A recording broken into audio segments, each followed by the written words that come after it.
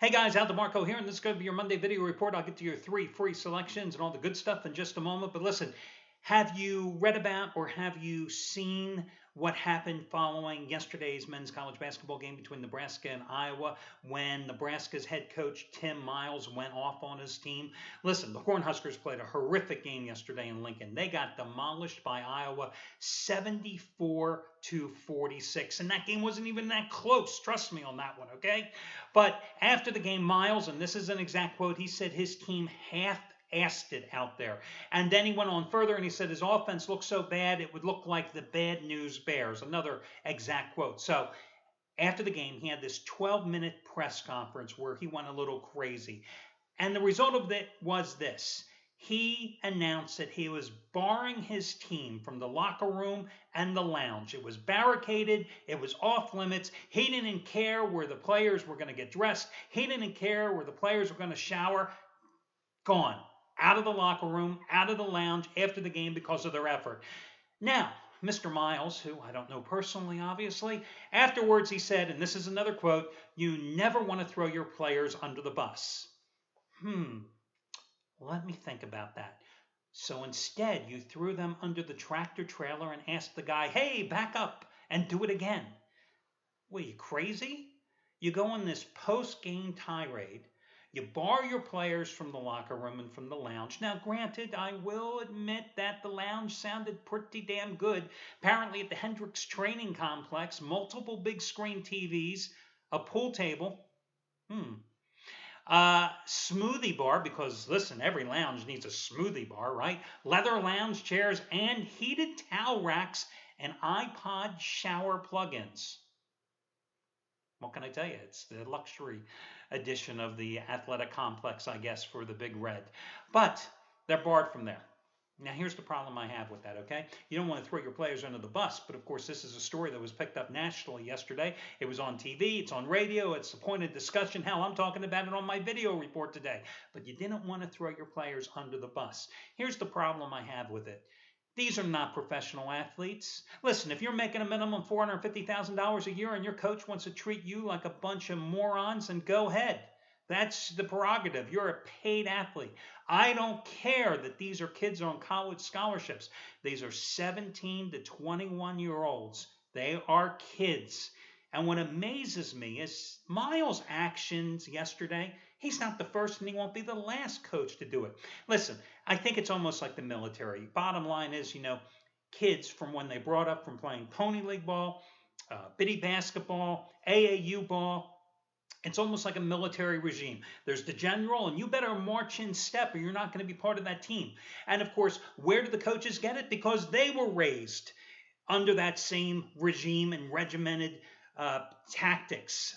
It's like a never-ending story. It just keeps on. The wheel keeps on turning, spitting these little junior generals out.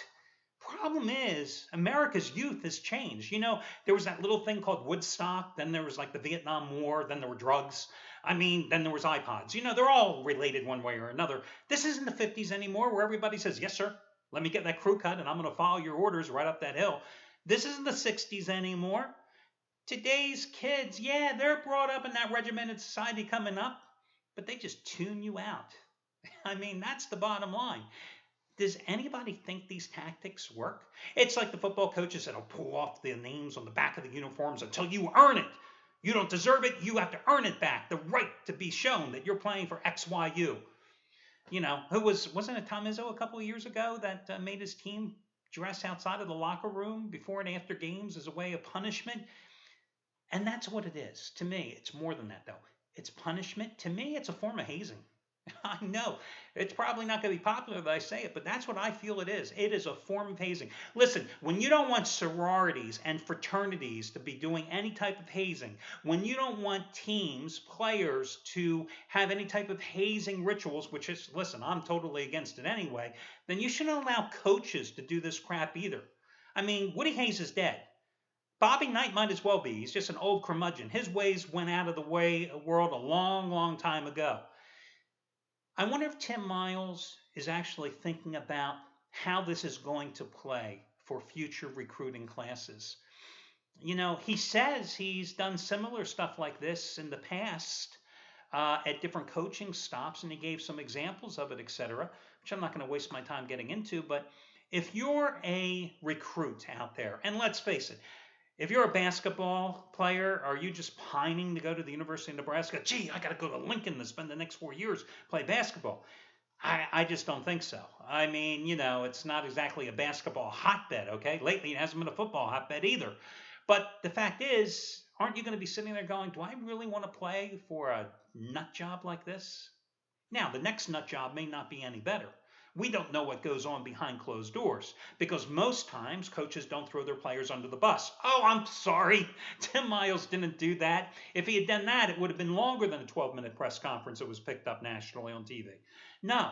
So I just don't get it. I mean, times have changed. And to me, listen, I would never put up with crap like that. I wouldn't let my son ever put up with crap like that. I mean, then again, I have a short fuse.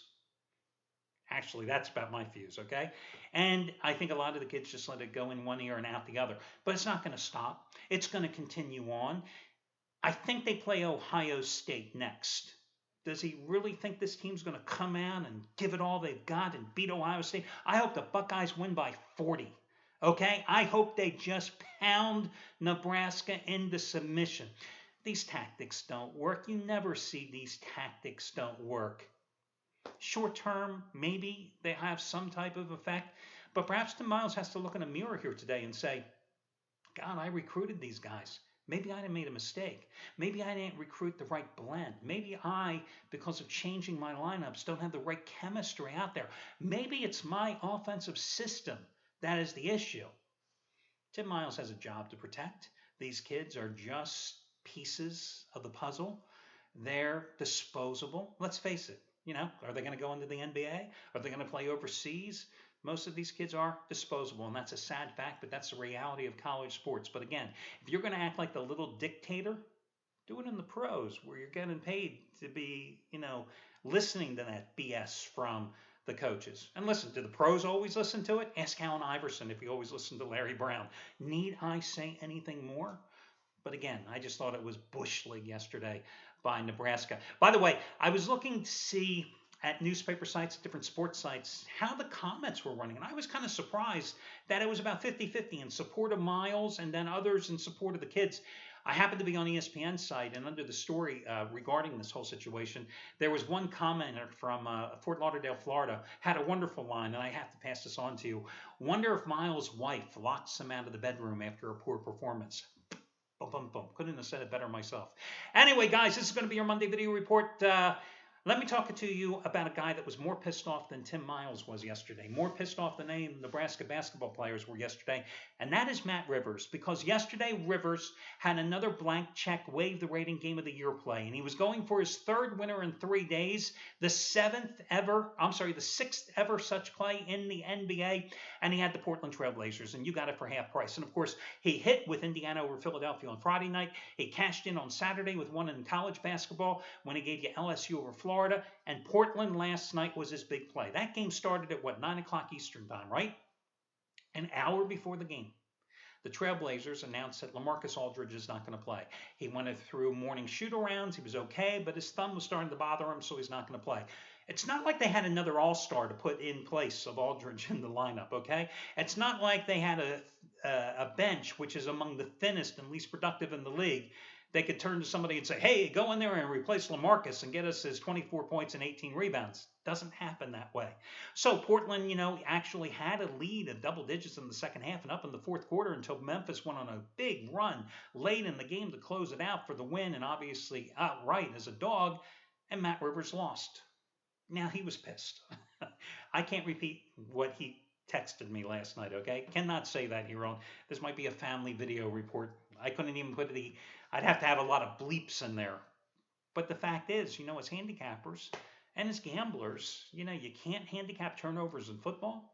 And sometimes late-breaking injury news will screw you. That did not deter Matt Rivers, because today he came back, and I thought it was kind of cute how he said it, his bounce-back blowout game of the year. It's not only backing a team that's coming off a loss that will bounce back with a double-digit win, but he will as well. It's another blank check, wave the rating game, number 23 out of 33 in his 12-year career, and only the 7th ever such play he's had in the NBA, period. And you're going to get it just like the past 3 days for half price. But here's the difference. This is going to be the most inexpensive half price play of the day release in terms of a blank check, waive the rating play from Matt Rivers ever. And you've gotten 20 of those winners at half price at least over the past 6 months. And this one's the cheapest of them all. Use coupon code HALF, HALF, as it goes for winner number 28 out of 43 overall. Also today, charity play of the week, Anthony Red. 8-1 overall the past 8 days. NBA total winner number 9 out of 11 and 6th in a row. T-Wolves Rockets over under. He's made $10 bettors in basketball over 14 grand the past 3 years. Hell, over the past 5 weeks, he's made those same $10 bettors over $6,400. It's a $99 play. You get it for free by using coupon code FREE.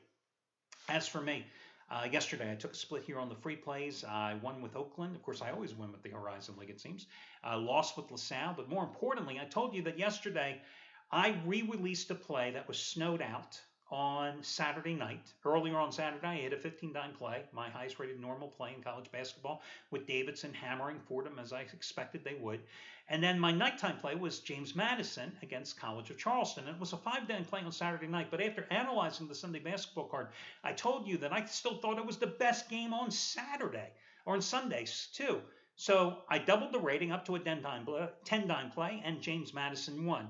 Well, today I've got a top-rated 15-dime college basketball winner number 13 out of 17, line differential mismatch of the year. And what I mean by that is I think that Vegas has made a mistake and undervalued this favorite by 3 to 4 points as I go for winning day number 25 out of 40.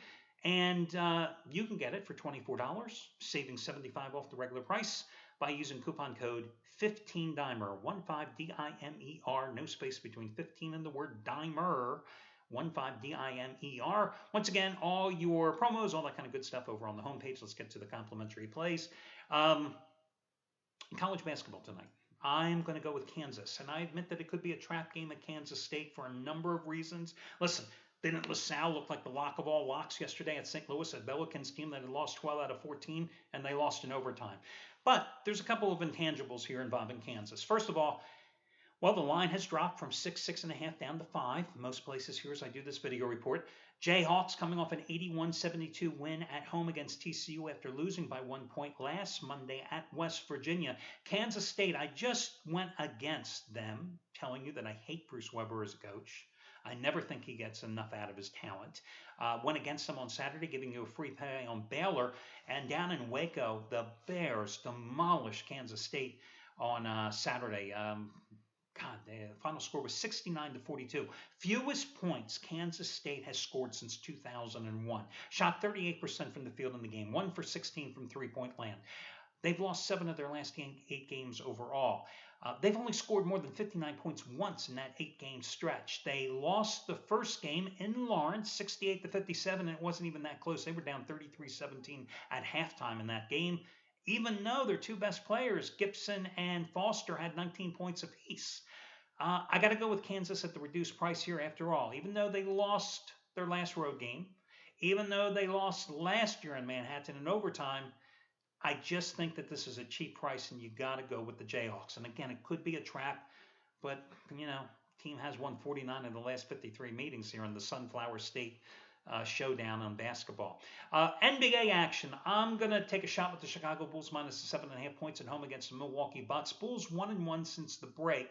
Lost their first game by 9 at Detroit, then beat Phoenix 112-107 on Saturday night.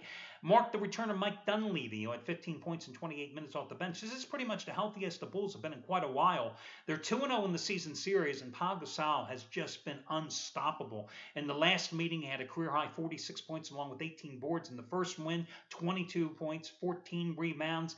Bucks are coming off a 97-86 home loss to Atlanta last night. So they're playing the second of back-to-back, and it's on the road. Listen, that score was not that close because they were down by 16 points in the second quarter. They did come back to take a 1-point lead midway through the third, but then the Hawks started the fourth quarter, I think, like on a 24-7 run and put the game away to snap Milwaukee's 7-game home winning streak. The Bulls have won 15 of the last 18 meetings. Listen, meaning the Bucks, they got rid of Brandon Knight, right? They brought in Michael Carter-Williams, who I don't think has played yet for them and has been out for a while with a sprained toe. Whether he plays or not is inconsequential. Did you see who they started in the backcourt last night? Chris Middleton and Gerald Bayless. Well, they're going to go against Derrick Rose and Jimmy Butler. Boom. I'm on the Bulls tonight minus the 7.5 points. Another game that has dropped from 8.5 and 8 down to 7.5, even 7 in some places. The final play, I'm going to go with Philadelphia plus the 11.5 at Miami. Listen, the Sixers this season just haven't shown any quit. No matter that their roster's been like a turnstile all season long. They just don't quit. Last night, they were down by like a dozen points in the fourth quarter at Orlando, and they came back and made a game of it, losing 103-98. Have they lost 9 straight games on the road? Do they have a new point guard playing just a second game? Yes, they do. But I like the way they played last night. Showed a lot of heart. Showed the ability to hit some outside shots. Hit 13 3-pointers. That's the second most they've hit all season long. You know, he lost Chris Bosh. I mean, they go out and get Gordon from Phoenix, and then they lose Chris Bosh. Yuck. Doesn't exactly inspire you there. I mean, listen, first game without Bosh was Saturday night, and they lost to the New Orleans Pelicans. Isn't that awful? I had a brain freeze there. Yeah, they lost to the Pelicans. 105-91. Anthony Davis hurt in the first quarter. Ryan Anderson hurt in the second quarter. Jrue Holiday didn't even play. 3 best players on that team. And they got hammered in that game. I just think 11.5 points is too much, so I'm going to grab the points with Philly. So, again, Philadelphia plus the 11.5, Chicago minus the 7 to 7.5, and Kansas minus the 5. Those are your 3 free plays for Monday. Good luck, everybody, and I'll catch you again Tuesday when we do this one more time.